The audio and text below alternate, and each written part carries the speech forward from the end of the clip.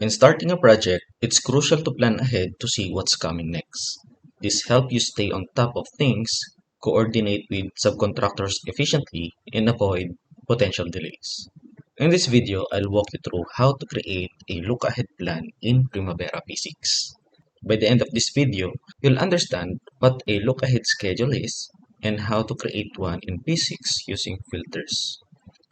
A look-ahead schedule gives you a clear overview of upcoming tasks, listing the next activities needed to keep your project moving forward. Typically, it helps you plan for the next 4 weeks, ensuring you're always prepared for what's coming. Now, let's dive into P6 and get started. In Primavera P6, there are several ways to identify upcoming activities. The simplest method is by using the Progress Spotlight. First, ensure that your schedule is open, then click this button. Once clicked, a yellow strip will appear on the Gantt chart, highlighting all activities that fall within that range. The activity bar doesn't need to be fully inside the spotlight area. Any part of the bar that falls within the area will be highlighted. The spotlight always starts at the data date line, and you can extend it to highlight more activities as needed. While this is a quick way to highlight activities within a specific date range, Progress Spotlight doesn't allow you to filter the activities.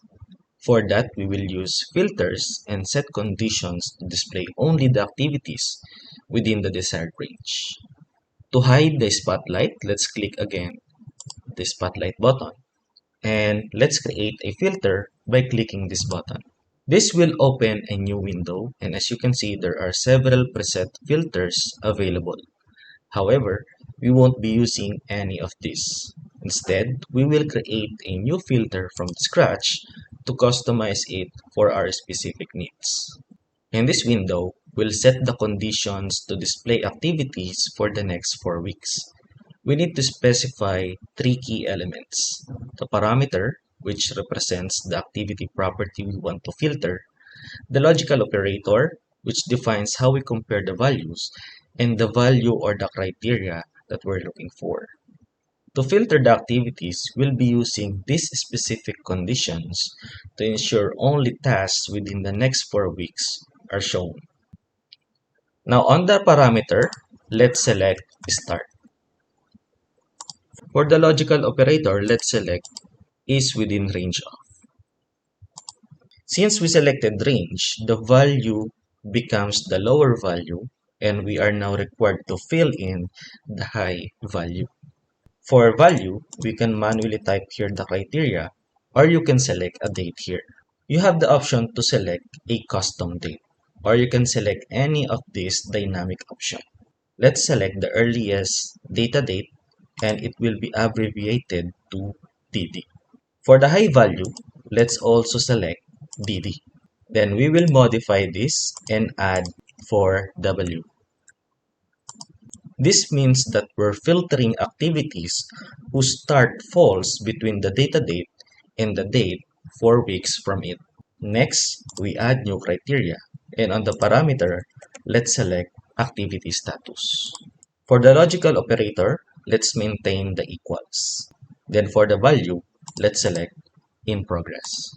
We want to display activities who met any of these conditions. So we will change the option here at the top to any of the following. After that, we can rename our filter. I'll be calling this 4-week look ahead plan. Let's click OK, and it will automatically select that filter. Now that our filter is listed here, you can now simply select this filter every time you want to display the 4 weeks look ahead schedule. Let's now click OK, and it will only display activities in the next 4 weeks. Now let's clean this up. Let's hide the WBS with no activities. Let's go to Group and Sort, and let's select Hide if Empty. It's better as well to display the schedule in weekly timescale. Let's right-click anywhere in the Gantt chart, then select Timescale. For the timescale start, let's select Data Date. And for the date interval, make sure to select any option that has a weekly timescale. So you can select this option or this option. So I'll select the day 1 option. We can also put grid lines on our Gantt chart. Again, right-click anywhere in the Gantt chart, then select bar chart options. Go to sightlines, then on vertical lines, let's check this. Let's show major lines every 1 week. For the minor lines, let's show it every 1 day. Let's click OK. And now it's easy for me to see what activity will start on each day. This activity starts on Tuesday. This activity starts on Wednesday to Friday. And this activity will start on Thursday. Now let's check how to print it. Let's go to print preview.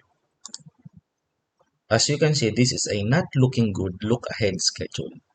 Let's clean it up by going to page setup. I'll select the fit to time scale to 1 page wide. And by this, I have to specify the range of the time scale here. I will set this the same as my 4-week look ahead filter. On the time scale start, let's select DD. For the time scale finish, let's also select DD and we add 4 weeks.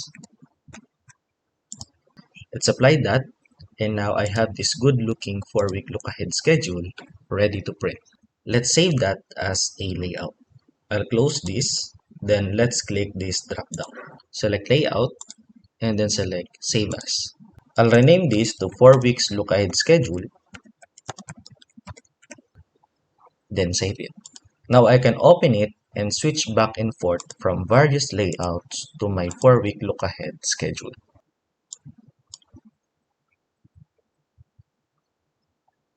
I can switch to classic layout, which display my entire schedule.